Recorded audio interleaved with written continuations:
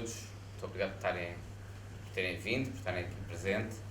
Como sabem, no quadro da candidatura do Dr. Pedro Machado à presidência da Câmara Municipal da Figueira, desde o início, no âmbito daquilo que ele me suscitou a mim e a outras pessoas da Figueira, mas também do país,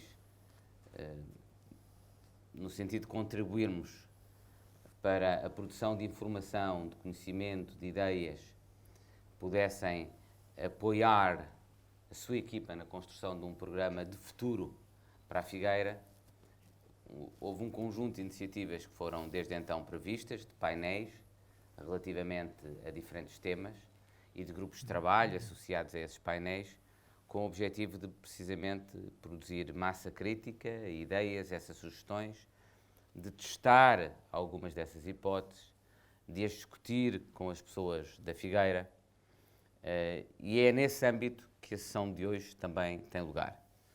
Como também sabem, desde o início que o objetivo tem sido aquele de envolver quer pessoas que tenham experiência e conhecimento profundo da realidade da Figueira, quer pessoas que possam aportar a sua experiência e conhecimento a nível nacional, mas até internacional em alguns casos, à realidade da Figueira. E, portanto, ter a participação nestes painéis de pessoas que nos possam trazer o conhecimento e a informação detalhada que é necessária para qualquer boa resposta e boa proposta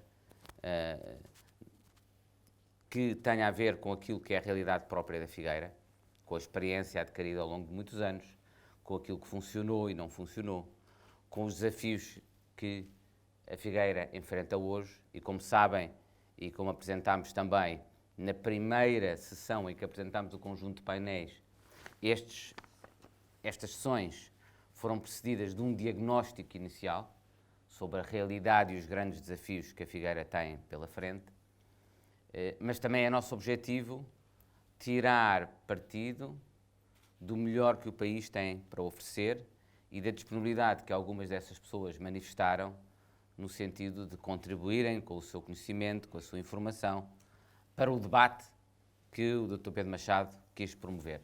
E, no fundo, é isso que essas pessoas contribuem, é essa disponibilidade para vir aqui à Figueira debater, como pessoas que conhecem também a realidade da Figueira, os desafios que esta cidade tem para o seu futuro, no sentido de encontrar as melhores respostas possíveis para esse futuro. O primeiro painel que tivemos aqui há 2 semanas foi sobre os desafios em matéria do mar, da orla costeira, desafios enormes, como sabem, entre os maiores que esta cidade tem. E o segundo painel que temos hoje é um painel dedicado à competitividade e ao investimento. E temos, felizmente, a sorte de ter 3 oradores do melhor que podíamos ter, não apenas na Figueira, mas em Portugal, para discutir estes temas. Pessoas que conhecem a realidade das empresas e do empreendedorismo, a nível nacional e a nível local. Pessoas que sabem o que é necessário para atrair investimento e para que esse investimento possa ser reprodutivo e, portanto, possa gerar melhor qualidade de vida aqui no concelho da Figueira. E temos connosco, portanto, António Saraiva, José Couto, Mendes Ferreira, mas temos também, devo dizer, já vi aqui nesta sala, pessoas que estão na audiência, que seguramente vão participar e podem participar e contribuir muito. Alguns deles facilmente poderiam estar aqui sentados ao nosso lado também. E é isso que eu espero, que depois das intervenções iniciais possa haver essa oportunidade de diálogo entre todos. Dito isto, e até porque já não me consigo alongar muito mais, daria a palavra em primeiro lugar ao António Saraiva, que todos conhecem, no sentido de fazer uma primeira intervenção. Muito obrigado, boa tarde a todos. Obrigado, Pedro, pelo teu convite e espero que neste percurso que resolveste desafiar-te a ti próprio, as coisas possam correr como tu desejas que corram. O que é que queria aqui partilhar convosco? Primeiro, permitam-me uma breve caracterização do que é a CIP, e faço isso muito telegraficamente, porque muitas vezes ouvimos falar das siglas, mas não percepcionamos corretamente o que elas contêm. A CIP é a Confederação Empresarial, apesar de ser CIP, ela desde 2011 que se transformou o I em E, porque ao absorvermos as competências da AIP e da AEP na sua representação associativa, deixámos de ser confederação, deixámos de estar confinados só à Confederação da Indústria e passámos a designar-nos Confederação Empresarial. Mantivemos o CIP por questões reputacionais de marca e o que é uma confederação.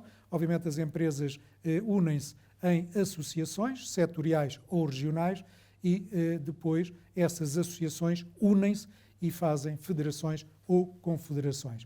A confederação é, por isso, o somatório das várias associações de todos, hoje, de todos os setores de atividade nacional, quer setores, quer regiões, e das chamadas grandes empresas, que não tendo propriamente uma associação que as represente, estão diretamente pela sua natureza, pela sua dimensão, pelo seu volume de faturação, filiadas na CIP, e por isso a CIP é este somatório de associações setoriais, regionais e grandes empresas. Representamos qualquer coisa como 160 mil das empresas nacionais e somos a única confederação com relações internacionais. Estamos na Business Europe, que é o organismo europeu que congrega dentro de si as CIP europeias, extravasando até a União, porque são 36 entidades, e obviamente a União Europeia tem neste momento 27, como sabemos, e é aí na Business Europe que constituímos um lobby, que eu digo muito forte, junto quer da Comissão, quer do Parlamento Europeu,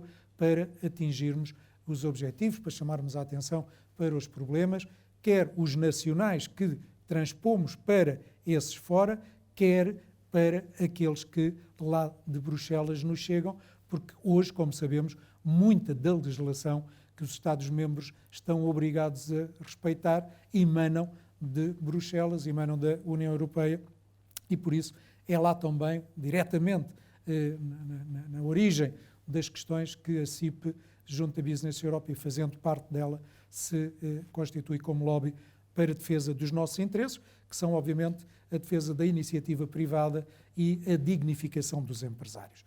Dignificação da iniciativa privada, porque a iniciativa privada, de há um tempo a esta parte, pela maioria parlamentar, na minha opinião, pela maioria parlamentar que temos e por alguma percepção da opinião pública alimentada permanentemente por redes sociais, por uma determinada comunicação social, tem sobre os empresários uma determinada leitura, geralmente hostil, e transfere essa leitura dos empresários para as empresas, para a iniciativa privada, e é isso que nós tentamos, obviamente, é contra isso que nós nos tentamos opor, e dignificando a iniciativa privada, aqueles que correm riscos, aqueles que criam emprego, que ajudam à criação de riqueza, que é através deles e sendo a voz deles que nós nos tentamos afirmar, como disse, quer em Portugal, quer junto de Bruxelas, quer no Parlamento, quer na Comissão.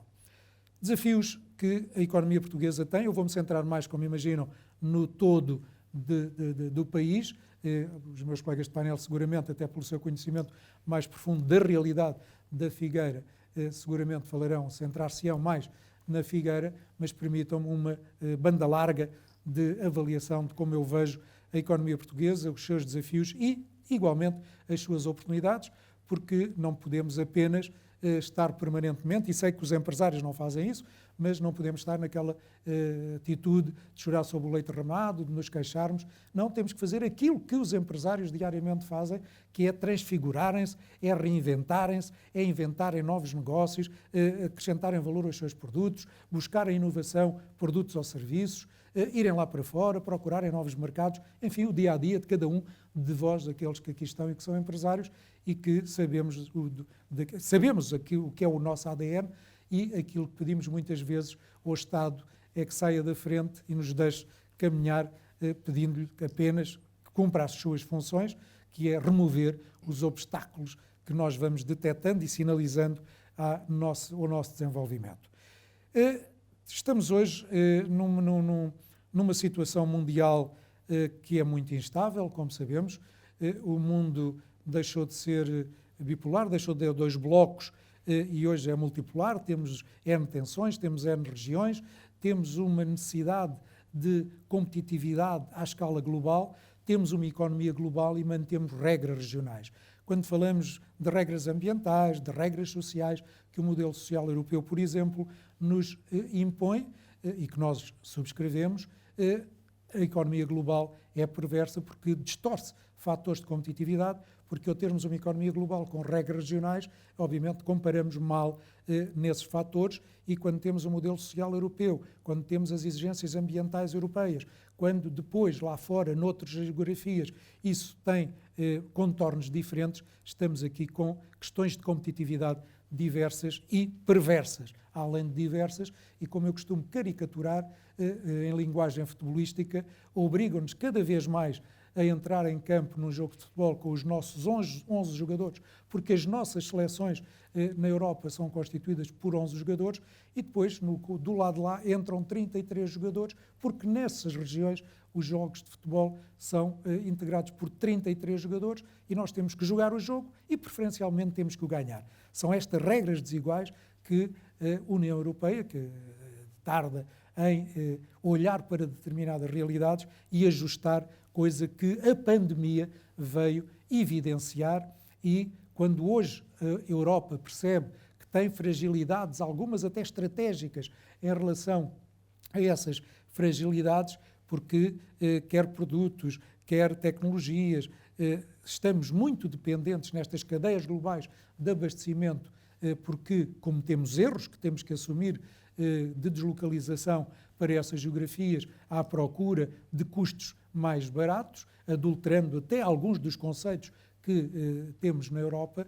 Obviamente que isso foi sendo gradualmente feito e hoje no tempo, temos dependências até estratégicas que temos agora necessidade urgente de alterar, mas como isso não se vai fazer com um estalar de dedos e não se fará no imediato, temos aqui, quer a União Europeia, quer cada um dos seus Estados-membros, e desde logo Portugal, um caminho de reabilitação de tudo isto que não vai ser fácil.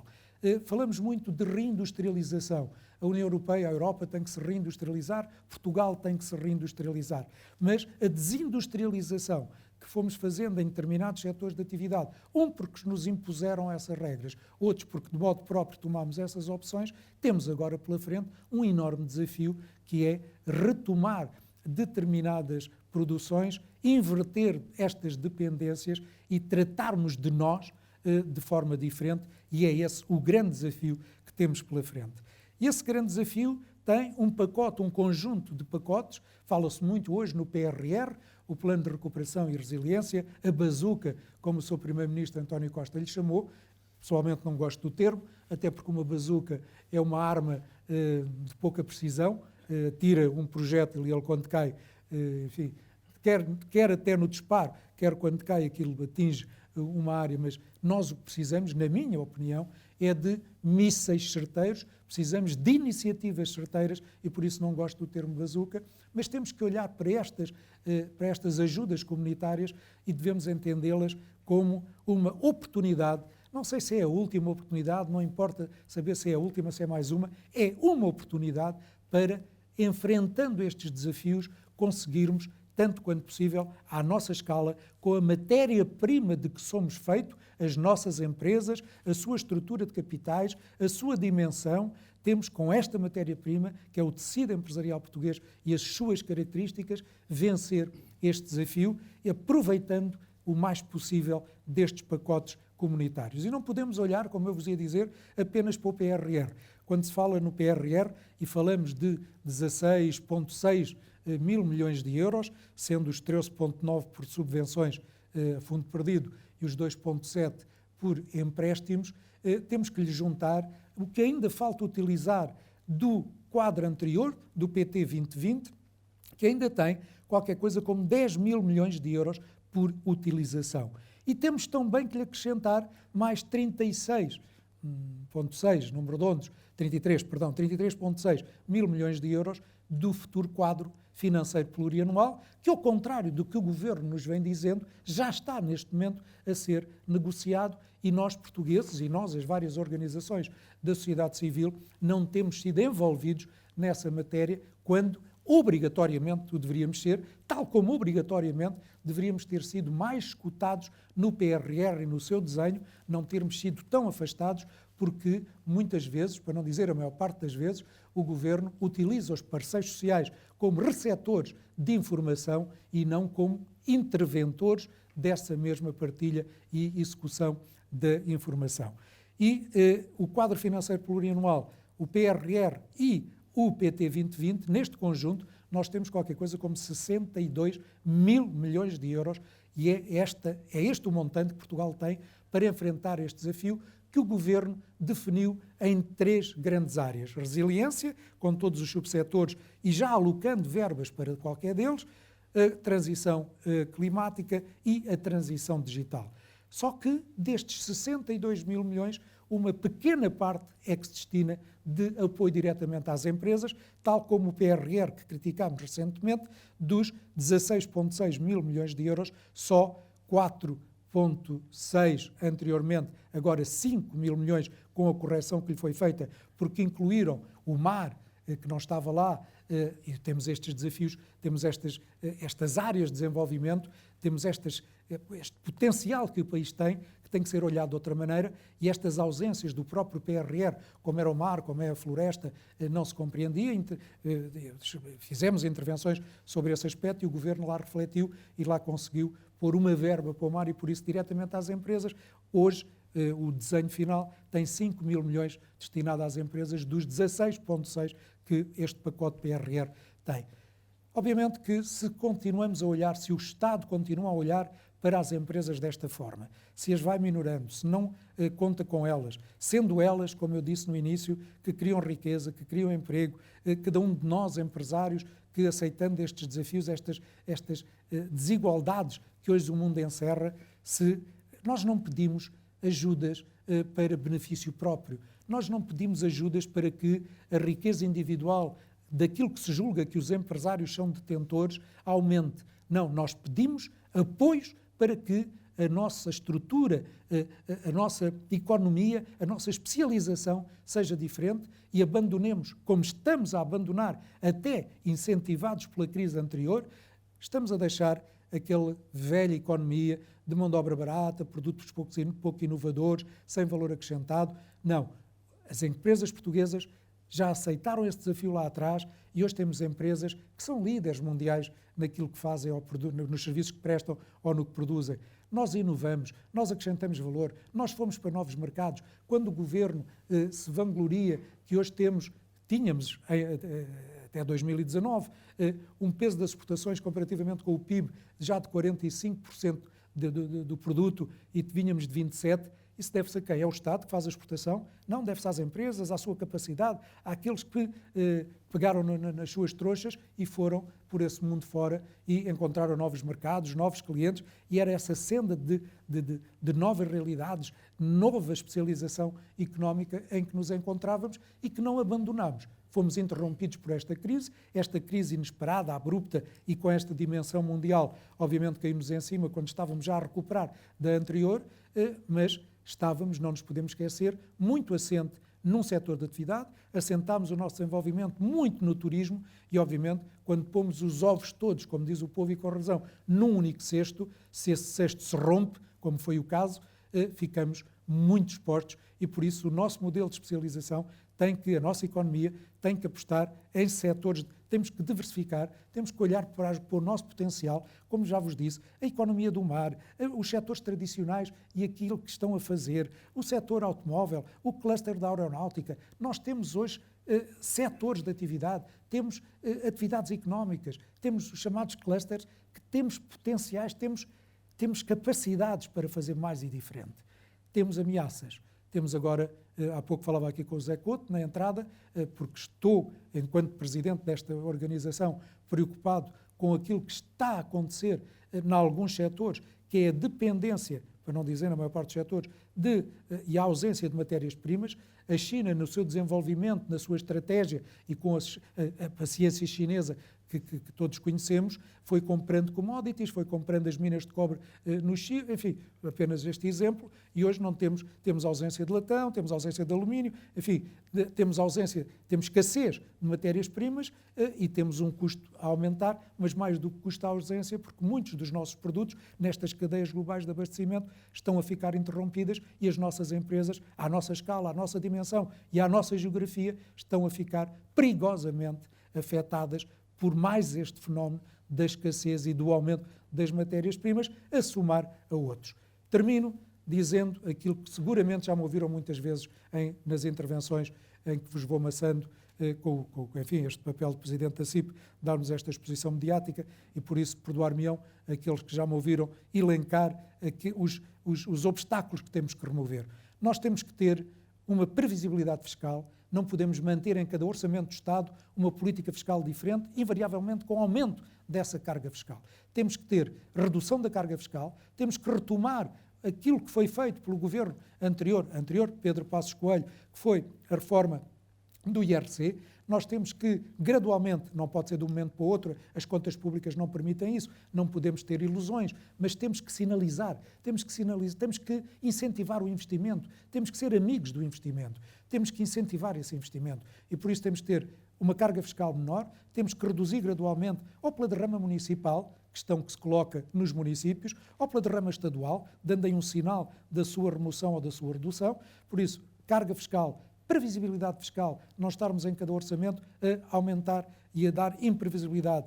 Temos que desburocratizar. Falamos muito no Simplex, falamos muito na burocracia, todos falam na burocracia, o Governo diz que vai desburocratizar, mas ao invés de desburocratizar, burocratiza. Aqueles que acedem a fundos comunitários, aqueles que fazem candidaturas, vejam a complexidade, a morosidade das avaliações, o tempo de avaliação, o tempo de disponibilidade dos fundos que se conseguem obter, enfim, esta burocracia que nos esmaga quando temos esta meta, quando temos este eixo da digitalização e um dos tais eixos que vos disse da transição digital, se temos hoje a internet, se temos hoje este desenvolvimento, porque é que temos que continuar a carregar para cada Ministério um conjunto de informação repetida? Porque é que nos exigem no ambiente, na APA, enfim, este peso que geralmente está centrado no ambiente com aquilo que é a Agência Portuguesa do Ambiente e que todos nós conhecemos do que falo. Por isso, burocracia, fiscalidade, licenciamentos, enfim, não vos vou amassar, temos um conjunto de questões que a CIP diariamente tem no seu caderno de encargos ao Governo, que diariamente nos batemos nas interações que temos com os vários ministros com quem agimos, em concertação social, porque é aí a sede própria, o Parlamento, o que é do Parlamento, e, enfim, os deputados que são eleitos para essa função, mas a estabilidade que o país necessita, estabilidade política e estabilidade social. A estabilidade social é na concertação social que se estabelece e é nesse diálogo virtuoso, social, entre governo, empregadores e sindicatos que teremos que procurar esse diálogo social, essa estabilidade social e é com este diálogo, é com esta exigência que permanentemente colocamos ao governo que nós queremos uma especialização da nossa economia diferente, que queremos remover estes obstáculos, queremos da dignificação dos empresários e queremos que a iniciativa privada tenha o mérito, que lhe seja reconhecido o mérito que ela tem para que possamos criar mais emprego, para que possamos gerar crescimento económico, porque esse é o grande desafio que o país tem pela frente. Crescimento económico. E esse crescimento, que é anémico há 20 anos para cá, far-se-á com políticas públicas adequadas e investimentos privados complementares. É para esse investimento privado que estamos preparados, que temos esta garra de fazer todos os dias nas nossas empresas, mas o Estado, através do Governo, não pode ser um bloqueador, deverá ser um regulador e um facilitador, coisa que nestes últimos anos, na minha opinião e naquela organização que dirijo, não tem sido.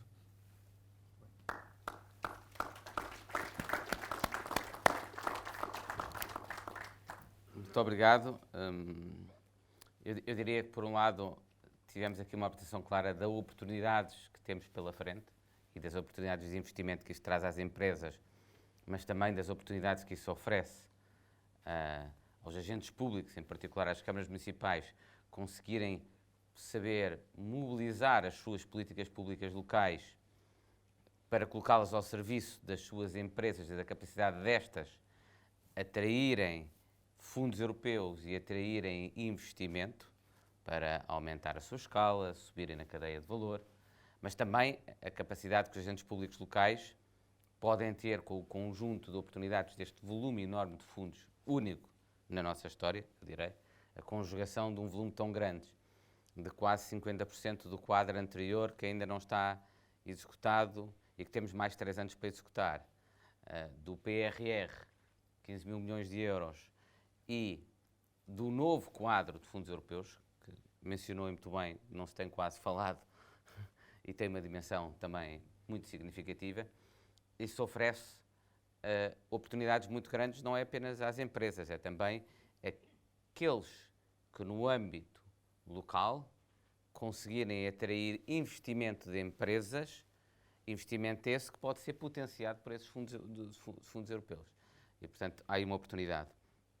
E, em segundo lugar, para além dessa ilustração da oportunidade, houve aqui, desde logo, a identificação de 3 fatores que me parecem importantíssimos, depois o Pedro, no final, dirá alguma coisa seguramente, nas decisões de investimento das empresas.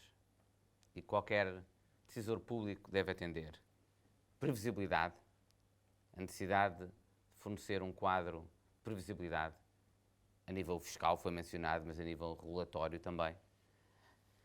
A necessidade de reduzir os ónus que incidem sobre as empresas, e nomeadamente a carga fiscal, nacional, mas também local. E, em terceiro lugar, a desburocratização. E também aí o município pode ajudar, os municípios podem e devem ajudar. E, dito isto, passava ao Zé Couto. Boa tarde a todos. Obrigado pelo convite. Nós temos preocupado em perceber, sempre nos preocupamos, mas agora para perceber o pós-Covid, o que vai acontecer a seguir. E quer com as grandes empresas e quer com muitas das câmaras municipais, temos refletido saber exatamente o que está a acontecer nos territórios, saber exatamente o que valem as empresas que estão no território e como vamos sair deste processo. 99% são pequenas microempresas. Este é o nosso território. 1% serão médias empresas e grandes empresas.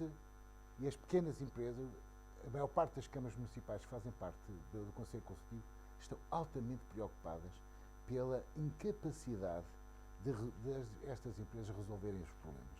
Não é resolver o problema do dia-a-dia, não é a abertura, porque muitas delas não vão abrir. É como é que elas se vão manter competitivas no futuro. Como é que elas vão ultrapassar este problema. E, portanto, esta é, neste momento, a grande preocupação para os territórios. Se nós tínhamos já, tirando algumas das cidades do interior, percebido que havia uma degradação de todo o tecido empresarial, neste momento acreditamos que este impacto é, de facto, decisivo para a menorização da criação e a criação de riqueza. Só para terem uma ideia, num estudo feito dentro do SEC, a necessidade de investimento para a área do comércio, para ultrapassar este processo e para aumentar o grau de digitalização e de comunicação e do relacionamento, quer com clientes, quer com fornecedores, quer com os mercados, impunham que empresas que faturassem até 100 mil euros de faturação por ano, tivessem que fazer um investimento de 50 mil. O que significa que a maior parte das empresas não tem dinheiro para pagar os salários dos seus trabalhadores no futuro. E, portanto, terem esta necessidade de investir 50 mil euros no seu negócio é um completo desastre. E, portanto, há que... este é um assunto que não se resolve com o PRR, como todos sabemos, porque estas empresas não têm capacidade de ir ao PRR e muitas delas não têm capacidade para ir ao PO regionais ou para ir ao Portugal 2020, dado que a degradação financeira promoveu que o ativo se degradasse e, portanto, não têm, a maior parte delas, nem têm autonomia financeira para poderem apresentar um projeto de investimentos. E esta é, de facto, uma grande preocupação. Uma questão que nos foi levantada também pelas grandes empresas, é a perda de um relacionamento no relacionamento em regime de outsourcing com empresas que estavam à sua volta. Isto é, um aparecimento de uma grande empresa tem um efeito altamente positivo porque causa arrasto sobre toda um conjunto de atividade empresarial que se coloca, ou que existe, ou que se coloca à sua volta, que gera emprego e que, portanto, que aumenta o relacionamento do ponto de vista dos fluxos de compras e de serviços. E houve um conjunto de empresas que, pura e simplesmente, desapareceu. E esta é algo que é trágico para um conjunto de conselhos, nomeadamente conselhos que estão no litoral, porque viram desaparecer um conjunto de empresas que se relacionavam com grandes empresas e, portanto, que não têm, hoje vão ter que procurar noutros territórios esses serviços. E este é um dado novo que nós percebemos há muito pouco tempo, é que para nos continuarmos a receber, para manter este emprego, teríamos que nos preocupar, teríamos que encontrar a forma de evitar o seu desaparecimento. Esta questão dos investimentos são muito, do lado da Câmara, das câmaras, são também muito importantes. Reparem, por exemplo, que a preocupação de um conjunto de câmaras na região centro tem, como desde o princípio desta última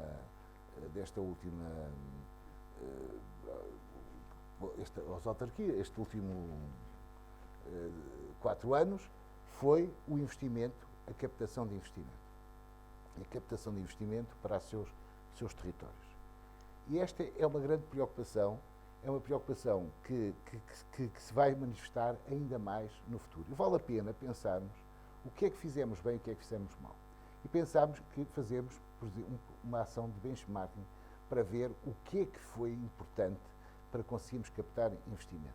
Nos últimos 5 anos, nós tivemos algum êxito, nos últimos 6 anos já algum êxito na captação de investimentos. E não foram investimentos assim tão grandes, foram investimentos daquilo que se chamam empresas de grandes empresas europeias, mas não representou investimentos tipo Alta Europa ou a Bosch, foi investimentos de uma média dimensão do ponto de vista europeu. E eu acho que era importante, e é esse trabalho que fizemos, é saber o que é que foi importante para captar essas empresas. O que é que esteve em causa para captar essas empresas? E uma das questões que se levantou foi, por exemplo, um conjunto de serviços que aparecem à volta das áreas de localização empresarial. E essa é uma questão que nós, aliás, criticámos no plano, o SEC criticou o plano estratégico da região, porque não tivemos não refletimos sobre quanto era importante termos boas áreas de localização empresarial e perceber quanto é que eles são importantes para captar investimento. Esta questão, por exemplo, a questão da comunicação, os boas autoestradas para a comunicação foram importantíssimos para captarmos investimento. E, portanto, esta é uma questão, as questões de resolver os resíduos e resolver questões ambientais, tirar o peso às empresas, permitir que as empresas tenham junto das câmaras uma possibilidade de resolverem um conjunto de problemas que sozinhas torna muito difícil e aumenta o investimento. É outro dos dados importantes. No mês passado, a Associação de Fabricantes de Indústria Automóvel, juntamente com o Cluster Automóvel, fez um estudo sobre a importância das áreas de localização empresarial, fez um benchmarking com a importância das áreas de localização empresarial para a captação de investimento. Nomeadamente, escolhemos 3 países que neste momento estão na moda do ponto de vista de captação de investimento. A Polónia, a Roménia e a República Checa. E vimos que todas o poder local, as instituições locais que se preocupam com o investimento, fizeram grandes investimentos em tornar as áreas de localização empresarial como áreas em que as empresas não tenham dúvidas resolvem um conjunto de problemas, nomeadamente ambientais, de energia, de problemas de gestão do dia-a-dia dos seus trabalhadores e que resolvam os seus problemas. E isso que é uma das que está nas primeiras 3 condições para que as empresas procurem localizar-se em determinados territórios. É evidente que a seguir veio o preço dos terrenos, vêm outras condições, mas áreas, por exemplo, de localização empresarial, são importantíssimas. A questão da logística é um ponto também muito importante. E nós, na região centro, temos alguns problemas de logística, nomeadamente no transporte de mercadorias, que é uma questão fundamental para captarmos investimento. Quando alguém pensa em investir e que tem alguns problemas para pôr os seus produtos fora da região do centro da Europa, que é o nosso mercado privilegiado, são os nossos clientes, e que vai ter um custo acrescido relativamente a alguém que se localiza em Espanha ou em França, obviamente que nós estamos numa posição menor, numa posição de alguma debilidade relativamente aos seus concorrentes. E é neste contexto que eu acho que, perante aquilo que é o PRR e que é o novo quadro comunitário, que os municípios e que a região, o território da região centro e as CIMs têm um papel importante. Porque o que é preciso é criar condições para que as empresas tenham competitividade. Isto não é só o investimento que é importante. É importante que as empresas possam sentir que, localizando-se em determinada região, a sua competitividade está resolvida, ou pelo menos ajuda a resolver os seus problemas de competitividade. E quando eu ouço que o investimento mais importante, ou que foi escolhido pela muitas das CIMs da região centro, para dotar o território de um aumento de competitividade empresarial, foi a construção de hospitais, eu peço desculpa, mas há aqui algum erro para a LACSE. É que, de facto, o que nós precisávamos era de mais ferrovia, precisávamos de ligações às áreas industriais, às áreas de localização empresarial, precisávamos de aumentar a capacidade das cidades serem mais digitalizadas e serem mais espertas, não é? Serem mais inteligentes. Precisamos aumentar um conjunto de coisas que, de facto, se traduzem em competitividade. Eu não estou a dizer que a saúde não seja um problema e não tínhamos que... Mas não percebo é como é que ela tem que sair do PRR em vez de ser do orçamento. E, portanto, quando o PRR é para aumentar a competitividade, tenho algumas dúvidas. E, portanto, a questão aqui, e atenção, porque as CIMs são as câmaras.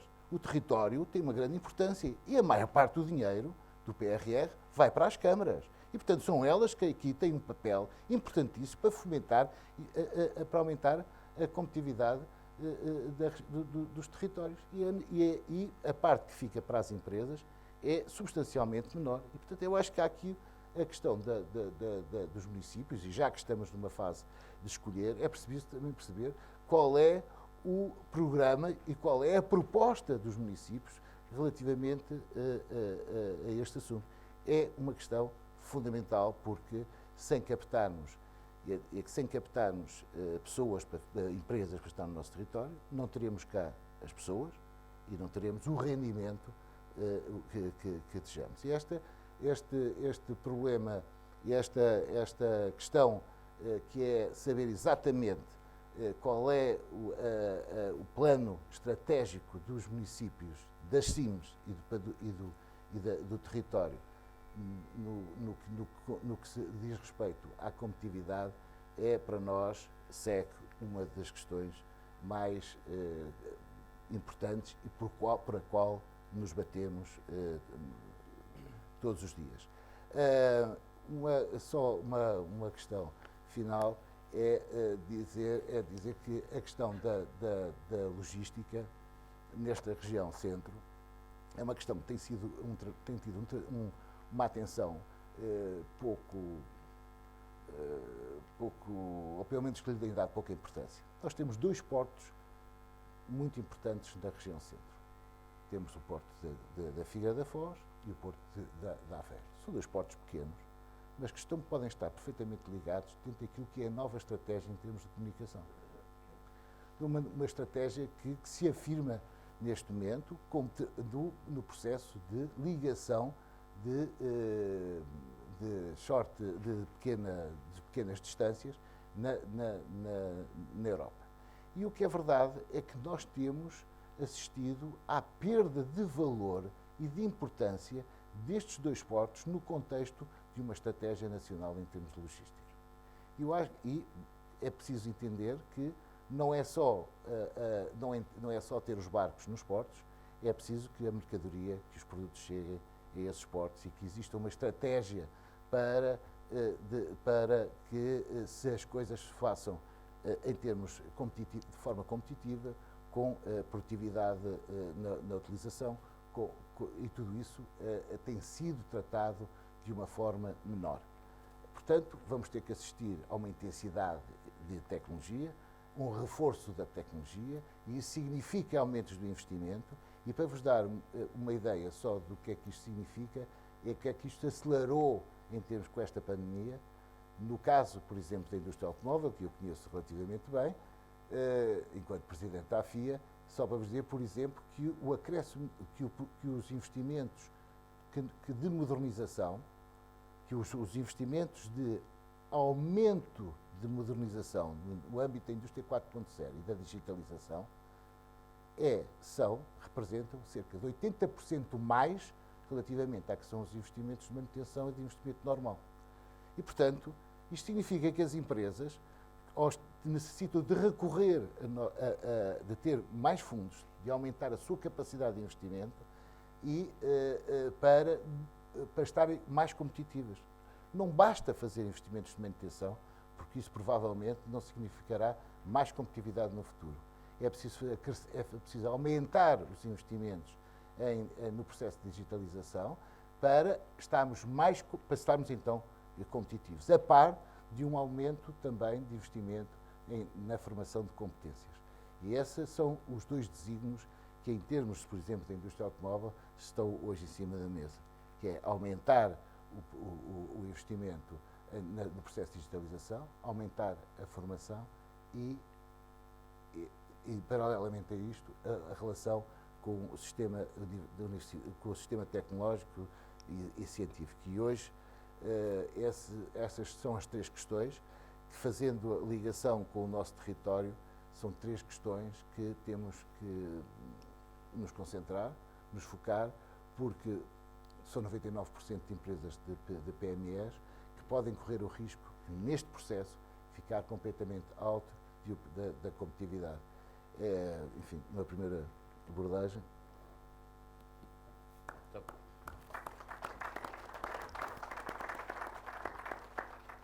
Muito obrigado. Só para também aqui notar dois pontos ou dois alertas que o José Couto fez que me parecem muito importantes. O primeiro é o desafio muito grande que existe, que era um desafio que já tínhamos no nosso tecido económico, de descapitalização das empresas, e que seguramente esta crise veio agravar, e como, todos podemos imaginar, de uma forma significativa. E é um problema que naturalmente afeta empresas de uma dimensão mais local, que normalmente têm menos capacidade, menos previsão, menos liquidez, que mais facilmente sofrem com crises deste tipo. Não sabemos até que ponto é que o famoso Banco de Fomento, o tema que eu conheço bem, pode ou não vir realmente a ajudar nesta matéria. Era importante que pudesse, mas também não é fácil, reconheço, até pelas regras europeias, que tornam muito difíceis um instrumento desse género com a eficácia que o nosso tecido empresarial necessitaria. Mas seguramente, digamos que esse é um grande desafio que temos pela frente, que torna ainda mais complicada a resposta que é necessária dar. E em segundo lugar, o segundo alerta que ele fez em relação mais específica com as competências locais é a importância que ele atribuiu à criação de áreas de localização empresarial que reúnam as características adequadas a atrair investimento e a promover a competitividade das empresas que aí se localizem, em domínios como a logística e a comunicação. A isso acrescentou também o papel que os municípios podem ter no apoio ao desenvolvimento por parte das empresas de políticas de maior sustentabilidade ambiental. Portanto, corresponder à responsabilidade que é exercida, que é solicitada às empresas nesse âmbito, mas também de as apoiar na conversão que pode ser necessária e no desenvolvimento das qualificações, das competências e dos instrumentos necessários para corresponder àquilo que cada vez vai ser mais exigido às empresas em matéria ambiental, e penso que esses dois temas serão temas que o Pedro seguramente depois irá, não apenas hoje, eventualmente pode tocar, mas seguramente que irá atender na criação e na construção do seu programa eleitoral. Só uma última nota que me parece importante é a relação e a articulação entre as competências do município e das comunidades intermunicipais, que são neste domínio particularmente relevantes também. Pode ser algo que, Pedro, não sei se quererás falar hoje, mas parece-me que é muito importante perceber exatamente no domínio da atração de investimento, da competitividade, do desenvolvimento de estratégias de desenvolvimento económico local, regional, qual é o papel do município, qual é o papel da CIM. E os dois têm seguramente um papel muito significativo. Last but not least, último orador, mas não seguramente o menos importante. É um bom critério. Menos Ferreira. Muito bem. Boa tarde a todos e um bem-aja especial para o Pedro. Eu conheci o Pedro noutros corredores, na altura em que ele estava longe de saber que ia ser político e eu, se calhar, muito mais longe de saber que iria ser empresário, que iria a ser empresário, e congratulo-me também por isso, porque um trajeto de 30 anos trouxe-nos, cada um no seu campo, trouxe-nos a este lugar. E é com algum apreço que vou tentar falar um pouco sobre o tema de hoje, competitividade e investimento. Claro que o tema em si encerra várias perguntas de $1 milhão. Não há uma resposta cabal para ter sucesso e para ser resposta-chave a estes dois temas. Mas sei dizer que o tema da competitividade começa com a competitividade do país em si. E a competitividade do país em si é a capacidade que o país tem de criar riqueza. E essa riqueza mede-se pelo PIB, normalmente pelo PIB. Mas o PIB em si também encerra muitos capítulos que é preciso saber fatiar. E a qualidade do nosso PIB nos últimos anos, com uma dependência forte no investimento público e alguma castração burocrática e de outras facilidades para o investimento privado, leva a que as inscrições no nosso PIB sejam muito à custa de obras que não têm retorno no tempo, mas são, digamos, spot. São obras públicas, são autoestradas, são infraestruturas, todas elas são necessárias, mas temos que dar o salto em frente. Houve uma visibilidade desse salto em frente na primeira crise económica. E eu sou bem exemplo disso, porque eu sonhei a United Resins na Figueira em 2007, quando o mundo parecia que não ia parar de crescer, e a partir de 2008 começa, efetivamente, a crise do subprime e a falência, nos Lehman Brothers e a falência depois a crise do subprime, que arrasta a Europa para uma situação também de crise, e em 2011 arrastou-nos para a falência a nível nacional. Portanto, e a minha empresa foi, digamos, desenvolvida e nasceu nesse cenário. Pior do que isto, era difícil. A matéria-prima atingiu o valor recorde, as várias matérias-primas. O preço do dinheiro eram preços proibitivos que já ninguém se lembrava, atingiram 7%, 8% na altura. O mercado europeu, ao qual o projeto se destinava, portanto, estava completamente contraído, por falta de confiança nos mercados.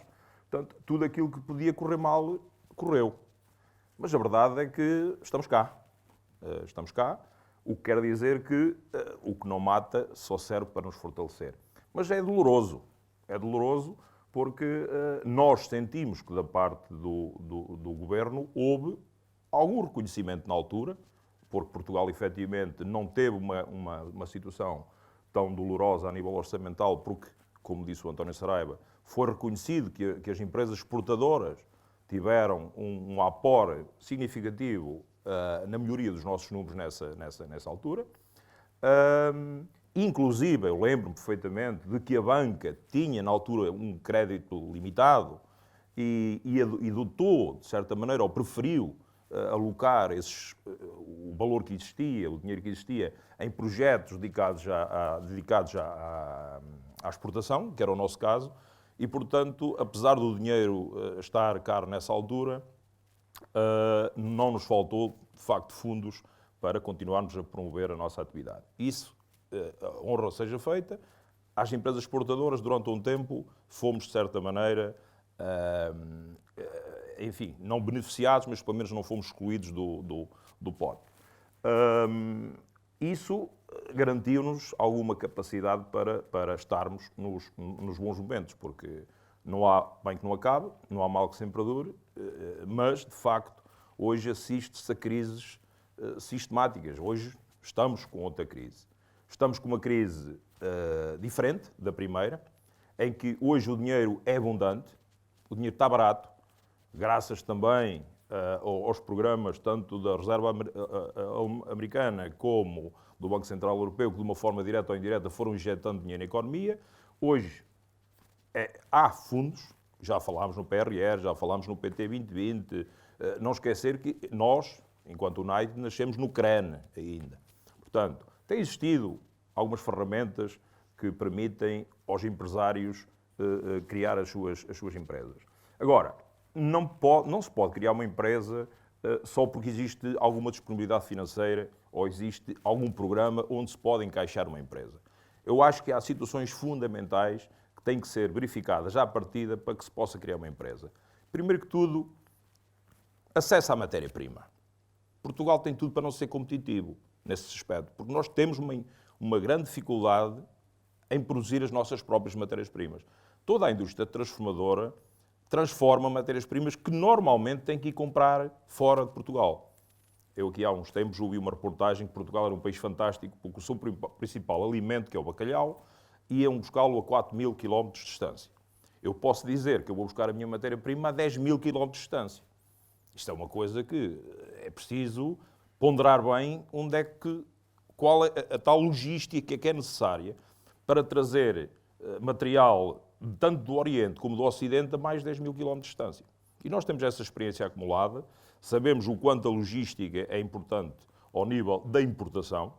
Aliás, esse foi um dos motivos que me fez vir para a Figueira, precisamente porque tínhamos aqui um porto de marítimo, que na altura tinha uma forte componente de exportação devido às papeleiras, e ainda tem, mas que os barcos vinham vazios, tinham uma fraca potencial de lidar com as importações porque os barcos vinham vazios. A verdade é que, passado este tempo todo, eu acho que as situações continuam semelhantes. Porquê? Eventualmente falta competitividade aos nossos portos, agilidade. E eu vou dar um exemplo. Eu trago material da China, da Argentina ou do Brasil e é mais competitivo vir através do Main European Port, do Hamburgo, Roterdão, Antuérpia, com Transfega para Leixões, de Leixões portanto, por caminhão, do que vir diretamente para o Porto de Sines, ou eventualmente vir diretamente de um desses destinos para o Porto de Sines, que devia ser também o Main European Port, e não é. Não há agilidade, não há massa crítica, ou não faço ideia o que há, mas não são competitivos, não são suficientemente ágeis, e os barcos de grande porte passam ao lado e mesmo assim conseguem ser mais competitivos. Isto é uma situação que dá para refletir na nossa infraestrutura e na forma como nos organizamos e na nossa competitividade. Porque, de facto, nós, infelizmente, continuamos a não usar o Porto da Figueira para importar. Porque já tentámos, não foi por falta de tentativa, já tentámos, mas a verdade é que ainda não conseguimos os serviços, a diligência, a flexibilidade e a competitividade. E nós importamos qualquer coisa com 20.000 toneladas de material. São muitos contentores. Portanto, nós não temos acesso à matéria-prima, nem a produzimos e a logística não é mais favorável. Mas se pensarmos também no mercado, Portugal tem um mercado interno relativamente pequeno. Não sejamos ambiciosos, porque quem faz uma empresa que quer ser efetivamente, que com potencial crescimento, não pode pensar no mercado português como um mercado-alvo. Porque senão está condenada a não ter capacidade de sobreviver. Isto quando eu estou a falar na empresa transformadora. De facto, o nosso mercado tem que ser o mercado preferencial, o mercado europeu, mas depois, eventualmente, outros mercados periféricos.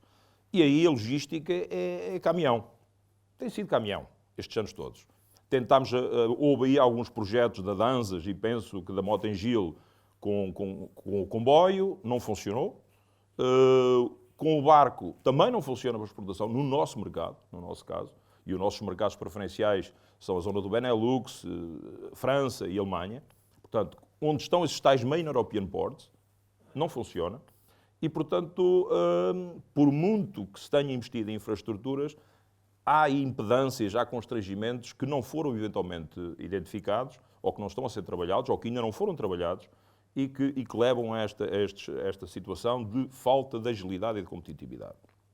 Claramente, Portugal está longe dos principais mercados europeus, relativamente às suas congêneres germânicas, belgas, francesas e por aí. Mas a verdade é que existe ainda um tecido transformador em Portugal, muito menos do que existia antes, digamos, desse saneamento de alguns setores de atividade que o António Saraiva aí referiu. Ainda existem. E os que existem porquê? Porque têm know-how. Têm know-how. E as pessoas têm competências. Nós somos muito bons a gerar competências.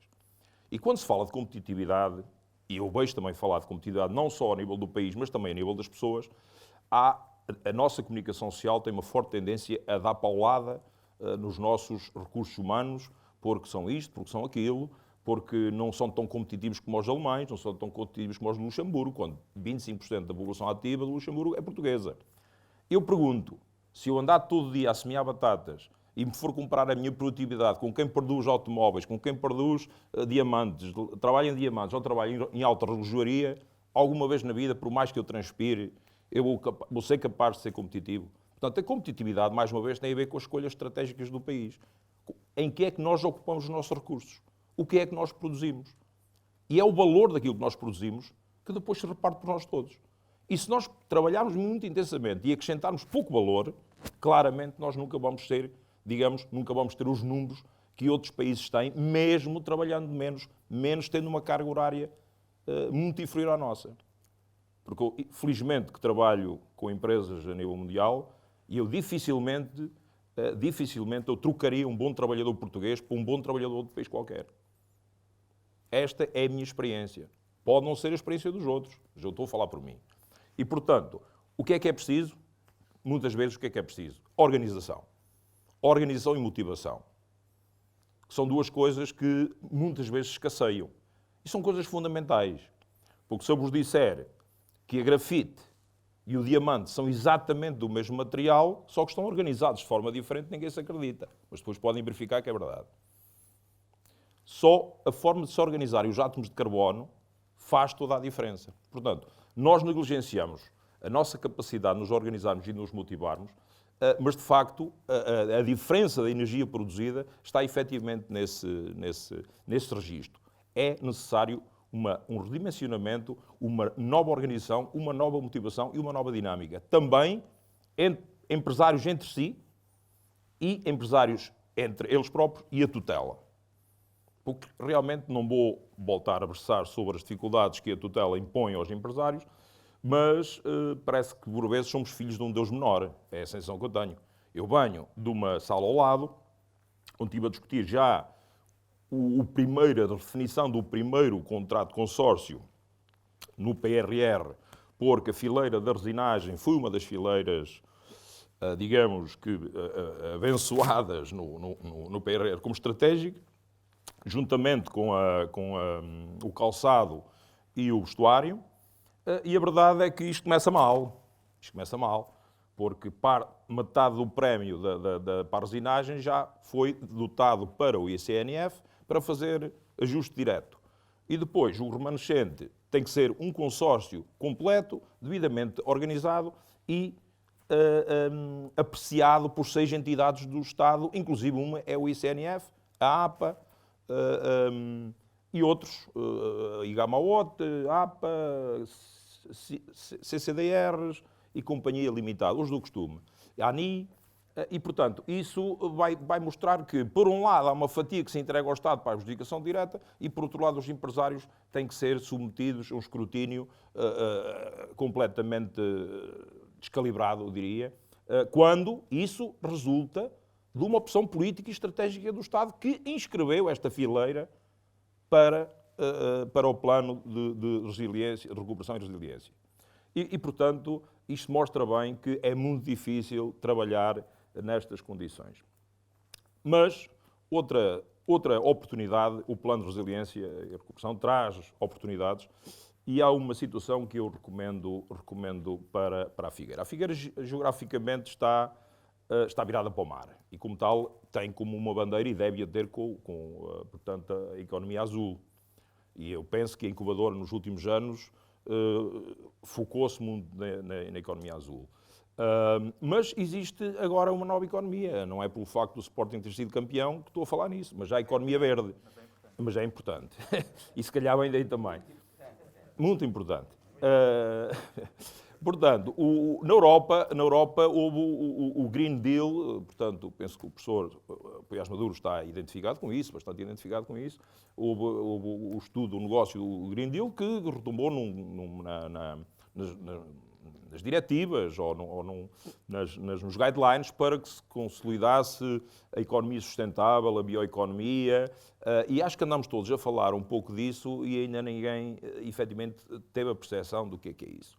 Eu posso-vos dizer que dentro do grupo temos outra atividade, que é o United Biopolymers, que está a desenvolver sacos compostáveis e biodegradáveis a partir do amido. E esse amido é resultante do fracionamento da batata. E eu posso-vos dizer que visitei uma empresa perto de Groningen, na Holanda, que pertencia a uma cooperativa de agricultores de batata e que tinha 109 anos. 109 anos. E há 109 anos, o que é que esses senhores agricultores holandeses se lembraram? Mas por que é que nós sabemos produzir batatas e não sabemos tentar acrescentar valor à batata e transformar e tirar da batata outras coisas que a batata tem? Tirar a água para o lado, é quase uma fábrica de produção de águas, mas tira fibra, proteínas e amido. E estes senhores, naquela fábrica, processam qualquer coisa com 4,5 milhões de toneladas de batata. Eu, por acaso, não sei quanto é que Portugal produz de batata. Mas ter uma empresa uma cooperativa que ainda hoje é pertença desses agricultores. Isto é uma visão que Portugal custa a tomar.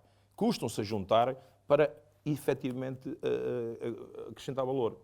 Porque, realmente, há 100 anos atrás, haver agricultores que tivessem esta visão de passar da parte agrária, para a parte industrial, para produzir mais valor, para acrescentar valor, é uma mentalidade que nós ainda hoje, se calhar, não temos.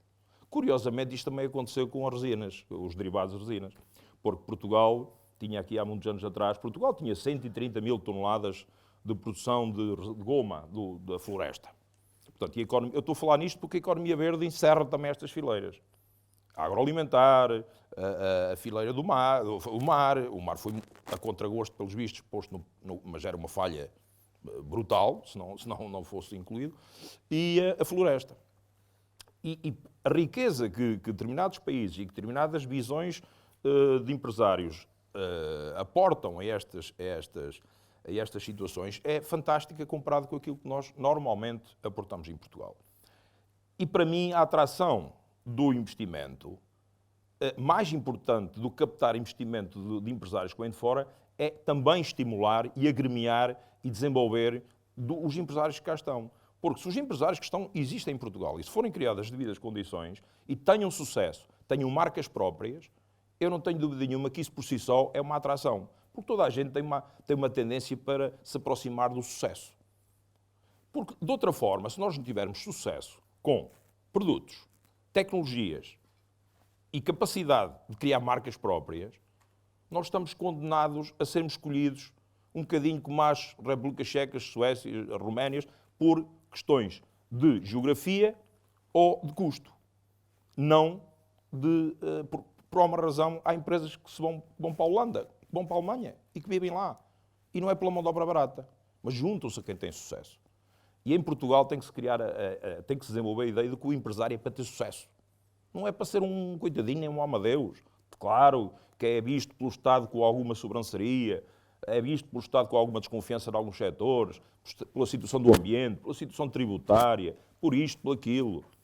Todos nós empresários recebemos inquéritos para responder e está lá escrito por baixo um decreto qualquer que dá direito à entidade que nos pede informação, que se não respondermos naquela data levamos com um processo contra o nacional em cima. Penso que já aconteceu a todos que estão aqui nesta sala.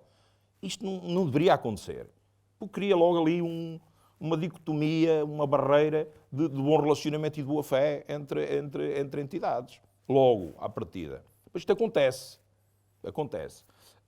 Mas temos que ser superiores a isso. E eu, pela minha experiência, digo, vale a pena ser empresário. E vale a pena ser empresário na Figueira, porque eu tenho trazido pessoas dos 4 cantos do mundo à Figueira e toda a gente se admira com a qualidade de vida na Figueira. Toda a gente fica pasmada. Toda a gente acha que a Figueira merece uma dinâmica extraordinária, porque realmente tem mar, tem serra, tem um pôr do sol fantástico. Eu lembro que há uns anos atrás organizei um jantar lá em cima, aquilo que chamava-se o Abrigo da Montanha na altura, e fizemos um arroz de marisco para presentear um grupo de 40 pessoas. E ninguém comeu arroz porque isto toda a gente ficar a ver o pôr do sol. E o arroz de marisco, como sabem, tem que ser comido na hora. E aquilo estragou-se tudo porque queriam ver era o pôr do sol. Porque havia pessoas dos Estados Unidos, do Oriente, ficaram encantados com o pôr do sol da Figueira. Isto é verdade, isto nunca mais me esquece disto. Portanto, de facto, é um prazer ser empresário, é um prazer estar na Figueira. Continuo a dizer que não podemos investir só por investir. Penso que a Figueira tem que olhar para a parte da economia verde. Temos aqui condições para também na incubadora, e eu estive pelo menos 3 anos na incubadora. Sei o que é viver numa incubadora, foi muito importante. Neste momento está lá a aula da economia azul, mas a economia verde, a capacidade que nós temos que ter para dar novos ciclos de vida, para fazer um aproveitamento dos downstreams das indústrias, das agroalimentares, da floresta e transformar os componentes químicos em produtos finais, e nós andamos a tentar fazer isso, e já estamos, o investimento está feito, na área dos plásticos para substituir o polietileno, o polietileno é qualquer coisa como 120 milhões de toneladas por ano que se gasta de polietileno, e grande parte dele vai parar efetivamente ao mar. Portanto, há que contrariar isso. E, de facto, neste momento estamos o grande desafio vai ser eliminar, em grande parte, a economia baseada no fóssil, no petroquímico, e arranjar equivalências na área da bioeconomia com materiais sustentáveis que tenham, efetivamente, um ciclo de vida de renovável e que tenham um carvão verde, efetivamente, muito mais vincado do que o carvão fóssil, que é um carvão negro. Isto, já hoje, felizmente, no dia-a-dia, já há técnicas baseadas no carbono 14 em que se consegue apresentar um produto e essa análise isotópica consegue dizer que aquele produto incorpora X% de carvão verde e o remanescente de carvão de origem fóssil. Isto hoje é uma realidade. Posso-vos dizer, de experiência própria, que já hoje é uma realidade. E hoje estamos nos 30%, amanhã teremos que estar nos 40% e depois nos 50%. E a revolução começou, efetivamente, com os elétricos, para diminuir a pegada de carbono, mas também para baixar a dependência fóssil. Claro que se vão criar, isto dá pano para mangas para discutir, que se vão criar outras dependências, outras situações que mais tarde vamos descobrir que são nefastas para a sociedade ou para o meio ambiente, mas a verdade é que está em marcha, de facto está em marcha, uma viragem da economia fóssil para a economia verde. Isso ninguém pode pôr em causa, efetivamente é transversal a todos os países. Uns transpõem as diretivas mais rapidamente e de forma mais ágil que outros. Portugal, nesse aspecto de transposição de diretivas que impõem algumas mudanças estruturais e operacionais, de facto é um bocadinho mais lenta do que o resto da Europa, mas chegamos lá, podemos fugir, mas já não nos podemos esconder, e isso vai gerar claramente oportunidades, e vai gerar claramente oportunidades para a Figueira, para se organizar, para dar os tais centros de desenvolvimento, centros de conhecimento e centros de implantação, com todas as outras valências que a Figueira já tem, pode ser efetivamente uma bandeira séria neste novo desafio para os empresários de todo o mundo, e eu quero enaltecer que em Portugal vamos ser capazes também de dar essa resposta. Obrigado.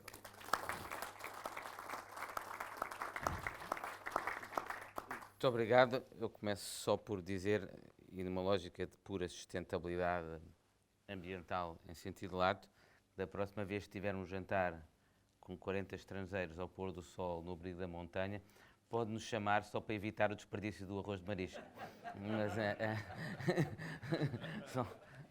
e, portanto, pelo menos essa parte de sustentabilidade ficará assegurada seguramente. Muito obrigado por uma perspectiva que eu direi muito interessante e muito centrada na Figueira, verdadeiramente interessante.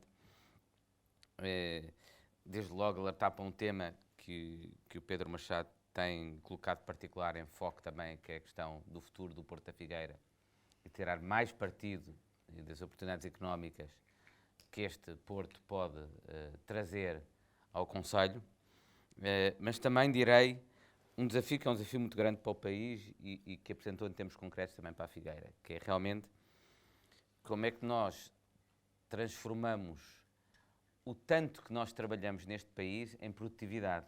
No fundo, o problema é esse. Nós somos, isto todos os estudos indicam, das populações, dos povos que trabalham mais horas, e isso não tem correspondência nos nossos níveis de produtividade e depois nos nossos níveis de competitividade.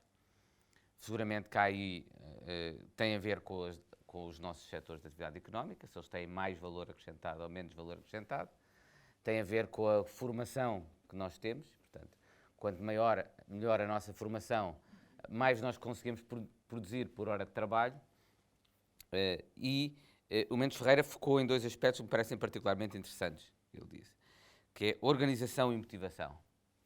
Eu diria, e ouvindo, acho que todos nós confirmaríamos isso, que a organização e motivação dependem também de outro, que é mais difícil por vezes conseguir, que é a liderança. Quem traga essa organização e essa motivação.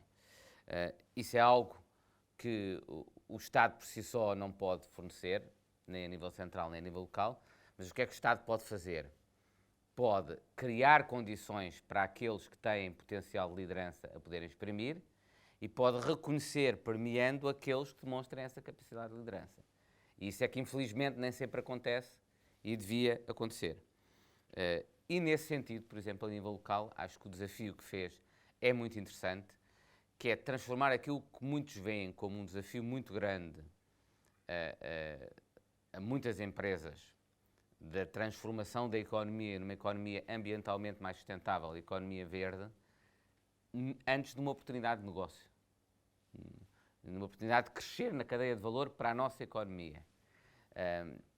E aí, Pedro, acho que é uma coisa que o município, mais uma vez, não é o município que se vai pôr a fazer esses projetos, que se vai pôr a inventar esses produtos, mas o município pode tentar promover a criação de massa crítica que ajude a identificar naquilo que é a realidade do tecido empresarial deste território, onde é que se podem explorar essas oportunidades da nova economia verde.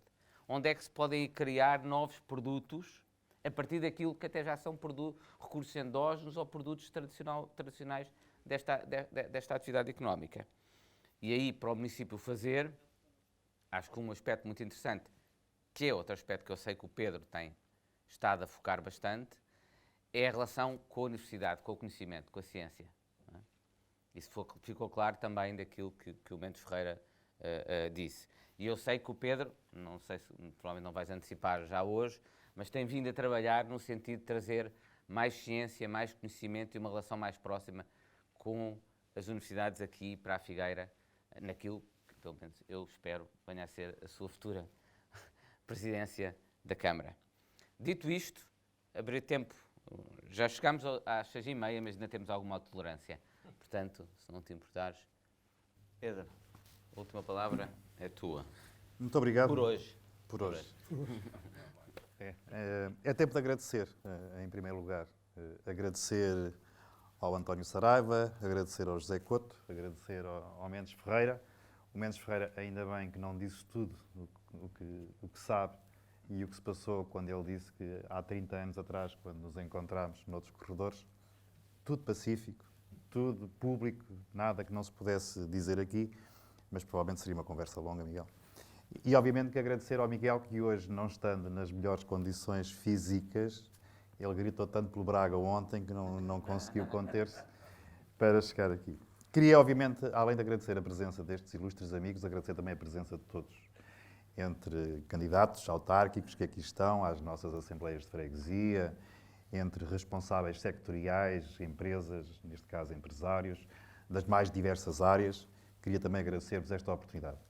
O que estamos aqui a fazer, o que estamos aqui a procurar transmitir aos figueirenses, é talvez, pegando nas últimas intervenções, quer do Mendes Ferreira, quer do José Couto e agora do António Saraiva, é qual é o caminho que queremos seguir. E dizer aos figueirenses que têm alternativas em relação aos caminhos que conhecem e àqueles que podem trilhar a partir daqui.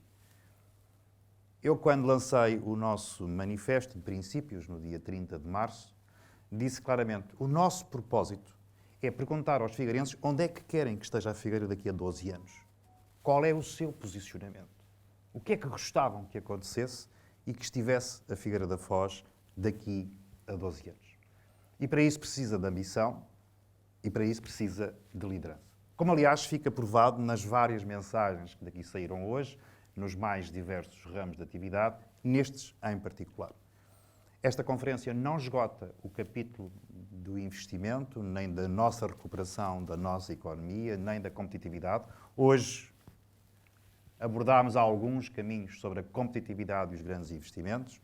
E iremos trabalhar mais o comércio, iremos trabalhar mais temas como a recuperação do turismo, entre outros, dentro daquilo que é a indústria e dentro daquilo que é a economia. Hoje quisemos lançar o segundo mote. Lançámos o primeiro em São Pedro, na Cova Gala, sobre a erosão costeira e as alterações climáticas. Hoje estamos a falar sobre competitividade, sobre investimento. E a primeira questão que se coloca, e começo pelo António Saraiva, pela sua ordem de intervenção, o que é que esta região quer, António? Qual é o grande projeto que mobiliza esta região, esta cidade, esta comunidade intermunicipal e esta região? O José Couto bem traçou algumas das suas opiniões sobre aquilo que foi a opção das 8 comunidades intermunicipais, que foi ter uma aposta clara na infraestrutura da saúde. Claro que é necessário. Mas é esse o grande projeto que mobiliza esta nossa região? No que diz matéria de competitividade e de investimento, ou passamos ao lado daquele que é provavelmente um dos seus pilares estruturantes para a competitividade, que é o Porto da Figueira da Foz. O Porto da Figueira da Foz não é só da Figueira da Foz. É o Porto da Figueira da Foz, é o Porto de Coimbra, é o Porto de Viseu, é o Porto da Guarda, é o Porto de Leiria, é o Porto da Marinha Grande. E, portanto, um dos aspectos que eu considero mais críticos foi a incapacidade que a região teve de se mobilizar à volta de um projeto estruturante daquele que nós queremos ter daqui a 12 anos. Claro que os hospitais são importantes, claro que sim, João Armando. A Figueira da Foz tem esse problema. Eu já visitei o Hospital da Figueira da Foz, que está neste momento com um bloco operatório em construção para, provavelmente, não chegando nunca aos cuidados intensivos, vai chegar pelo menos aos cuidados primários. E, portanto, o que significa que a questão da saúde é verdadeiramente importante. E a cidade e o concelho e os concelhos à volta desta Figueira da Foz vão ter, de uma vez por todas, que se mobilizar para projetos estruturantes comuns. Sob pena de perdermos, como disseste bem, António Saraiva, mais uma oportunidade. Já foi assim com 5 quadros comunitários e estamos às portas de desbanchar outra vez. A tal bazuca europeia, como foi aqui dito bem, o tal PRR, não consagra nenhum dos investimentos estruturantes para o Concelho da Figueira da Foz. Deixa de lado o investimento na modernização do Porto da Figueira da Foz, deixa de lado a modernização e a eletrificação da linha do Oeste, que nos criava um novo hub. É uma linha de 1888, que estava prevista a seu início de recuperação em 2019. Estamos em 2021 e está fora do Plano Nacional de Intervenção Ferroviária, apresentado há dias pelo Ministro Pedro Nuno Santos. E se forem ver o mapeamento da intervenção da linha ferroviária, ela vem até praticamente ao Distrito de Leiria, há um apagão até à região da Aveiro e depois continua a modernização. Mas não é só. Eu, João Ataíde, a justiça lhe seja feita, entre outros, discutíamos a questão do aeroporto de Monte-Real. Não é porque tivéssemos o fetiche, temos também um grande aeroporto. Mas a possibilidade de termos uma infraestrutura aeroportuária que servisse esta região num investimento que está feito, que está realizado e precisava apenas de 30 milhões de euros, era mais do que suficiente para ser mais uma das bandeiras com que a região se iria mobilizar. Aliás, para quem está nesta plateia, nomeadamente o José Couto, o Mendes Ferreira e o Miguel Paiás Maduro, sabe que neste momento a comunidade intermunicipal de Coimbra defende a existência de um aeroporto, mas já não sabe onde. E nós temos ali uma infraestrutura que está. O Papa, em 2017, aterrou no Alitalia, em Monte-Real, e saiu num TAP no A320. E, portanto, se pensarmos os grandes investimentos estruturantes que a cidade e a região deviam abraçar, falta esse desígnio, falta liderança, falta ambição. Não tenho nenhuma dúvida sobre aquilo que estou aqui a dizer. E a falta de ambição é tão grande que ainda hoje, quando definimos o tal ecossistema que permita a angriação, quer da captação dos investidores, quer amigos das empresas, quer das condições logísticas, a cidade da Figueira da Foz não tem, hoje, 24 de maio de 2021, um sistema de mobilidade urbana. Não tem.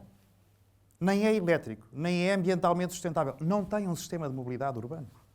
Quando falamos com empresários, nomeadamente os que estão instalados na margem sul, e quando recrutam mão de obra ou querem recrutar mão de obra, e muitos deles vêm inclusivamente aqui ao nosso centro de emprego da Figueira da Foz, entre os 100 ou os 150 empregados que gostariam de ter ou colaboradores, têm menos de metade, e dessa metade dizem não vamos porque não temos sistema de mobilidade, não temos sistema de transporte. São aspectos como este, entre aquilo que é a nossa macroindústria e os grandes investimentos e depois aquilo que no dia-a-dia serve as nossas comunidades, que nós precisamos nos entender. E isto vem para uma segunda abordagem que o José Couto há bocadinho lançou e que está por cumprir na nossa região centro. Voltamos à questão da liderança da região centro. É que os grandes investimentos públicos que faziam face ao desequilíbrio entre as áreas metropolitanas do Porto e Lisboa vêm desde a década de 60, desde a década de 70 com os planos de fomento. E os célebres planos de fomento da década de 60, de 70 previam investimento público que faria e equilibraria esta macro ou bicefalia que temos hoje entre as duas grandes áreas metropolitanas, que as comunidades intermunicipais não vão resolver. Não vão resolver. O problema da descentralização, da transferência de competências para as CIMs neste momento, veio provar em muitas matérias não são capazes de entender sobre questões essenciais. E, portanto, nós não somos, nem fomos capazes de, até hoje, 2021, resolver os famigerados, ou a ambição dos planos de fomento da década de 70, que previa o investimento público que criasse uma zona tampão entre as duas grandes áreas metropolitanas. E mesmo, lembram-se do Jamé, quando foram projetados os grandes investimentos públicos, era o aeroporto a sul de Lisboa, é a plataforma logística a sul de Lisboa, a linha TGV a sul de Lisboa, etc. Os 66% da população portuguesa que estão entre a Península de Setúbal e Braga não tiveram estes investimentos infraestruturantes.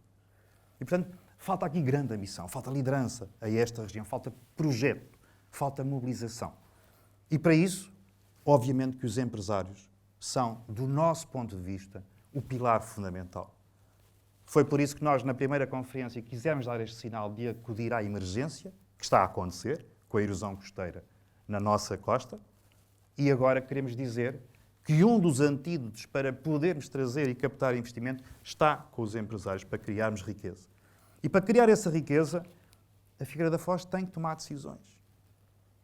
Um ecossistema com esta ambição e com esta abrangência, quando falamos se o Porto da Figueira da Foz, ou a alteração que eu propus, para alguns na altura foi uma heresia, de passarmos para a margem sul o porto de carga, se custar 200 ou se custar 250 milhões, é metade só do processo de extensão do metro de superfície no Porto, que custa 400 milhões. É muito menos do que um terço do que custa o alargamento da Portela. Não é o novo aeroporto, é só o alargamento da Portela que custa 800 milhões. E a região não se mobilizou. E a passagem deste porto de carga da margem norte para a margem sul permitia, estimado arquiteto Carlos Figueiredo, dar a cidade às pessoas. Que era transformar aquilo que hoje são gruas e contentores numa zona aprazível, pedonal, para podermos ter restaurantes, esplanadas, circuitos pedestres, famílias a passear. E permitia resolver problemas que não estão resolvidos, como disse o Mendes Ferreira e bem.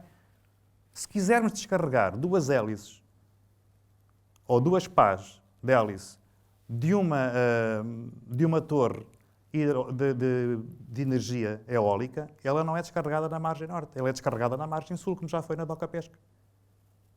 Portanto, o que significa que não é nenhuma heresia repensar estrategicamente o posicionamento do porto na margem sul, porque ele primeiro está mais perto das empresas. Quando falo com empresários, o Nogueira Santos, o Tojó Pedrosa e muitos outros, o António Redondo, as empresas, como dizia o António bem, estão na margem sul, produzem na margem sul, nomeadamente a exportação, carregam nos caminhões, passam a ponte, descarregam na margem norte para ir para os navios.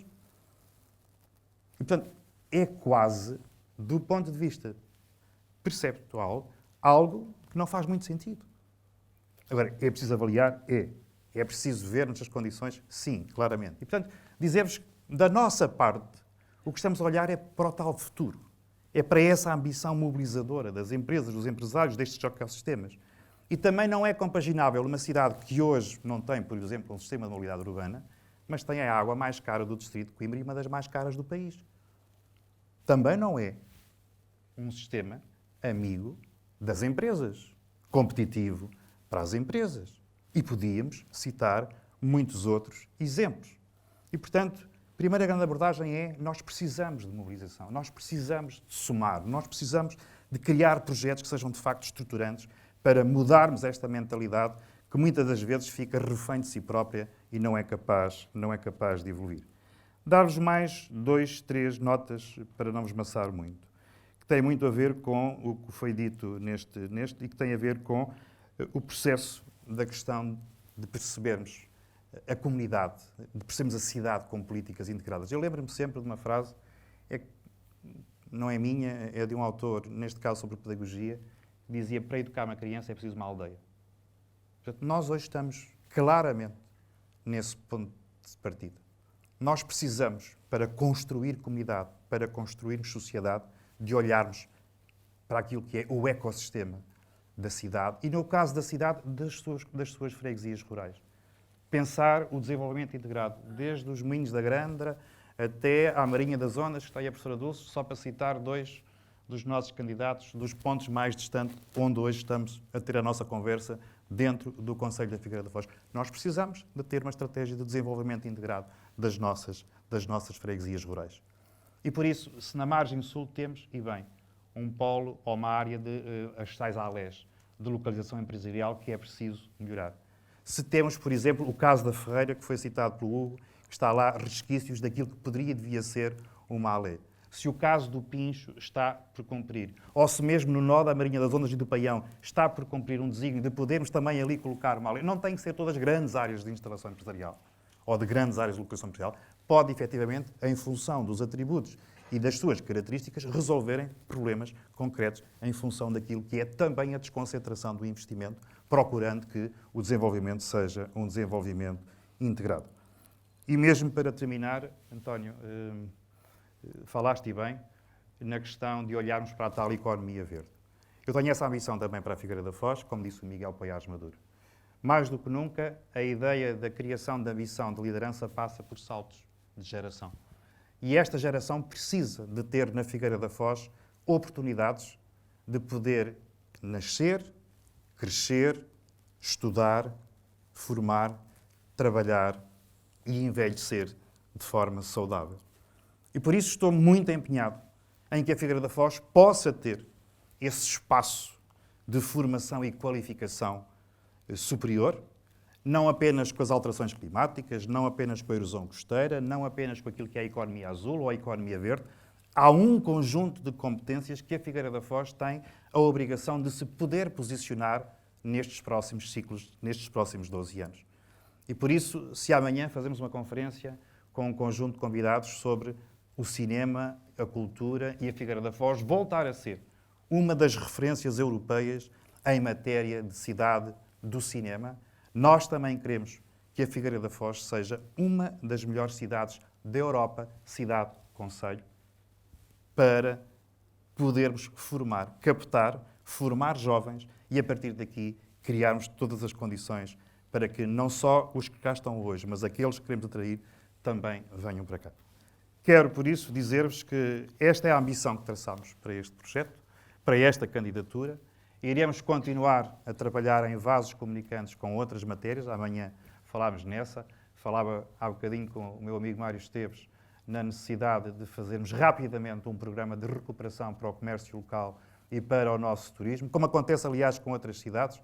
O João Armando há bocadinho falava numa Fundão. Tenho o privilégio de trabalhar com o Paulo há anos. Ele é meu vogal no nosso Conselho de Marketing há 8 anos a esta parte e, portanto, é uma figura que conheço bem, e a sua capacidade de trabalho e a sua liderança, e talvez esse possa ser um dos bons exemplos, como aliás disse o José Couto com o Conselho de Viseu, mas há muitos outros conselhos que estão neste momento muito empenhados em poderem recuperar rapidamente aquilo que é a sua atividade económica, para que ela, a partir daqui, crie as tais condições para que continuemos a gostar de estar e a viver. Quero-vos agradecer a todos pela vossa presença, muito em particular ao Mendes Ferreira, que interrompeu a conferência do IPRR sobre a floresta, ao António Saraiva, ilustre presidente da nossa CIP e uma das figuras maiores no panorama nacional e internacional, ao José Couto, presidente do SEC, e ao Miguel Poiás Maduro, coordenador do nosso programa eleitoral, do nosso programa de governo para o Conselho da Figueira da Foz para os próximos 12 anos, esta disponibilidade. Bem-ajam a todos.